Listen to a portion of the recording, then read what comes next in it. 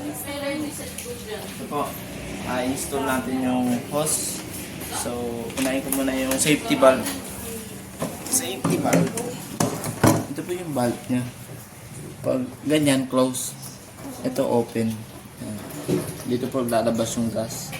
Dito naman po yung ano. Kung magkakagat po kayo ng gas. Diyan. Ayan. Tapos kasara nyo lang po. Tapos, itong hose na to, yung pump niya. Sasabit ko natin. Logan natin yung ring nut. Ipasok po natin. Pasok niya. Kasi ito.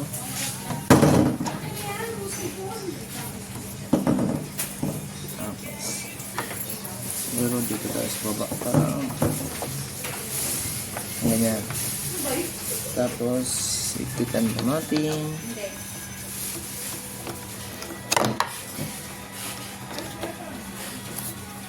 Kumuha ng stock yun naman.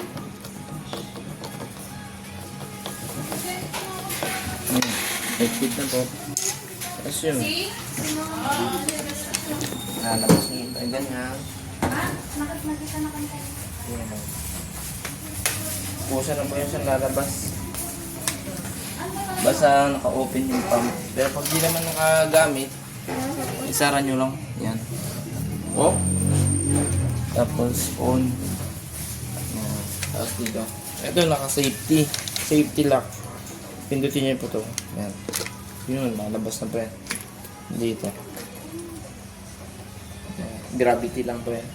Lalabas po yung sakso. Kung lalabas yung sa motor po, ganun yan. Lalabas po yung gas niya. Tapos, yun, naka-safety lock na. Then, sara nyo lang yung bulb. For safety. Tapos yan, pakit. Yan. Dito na lang ulit.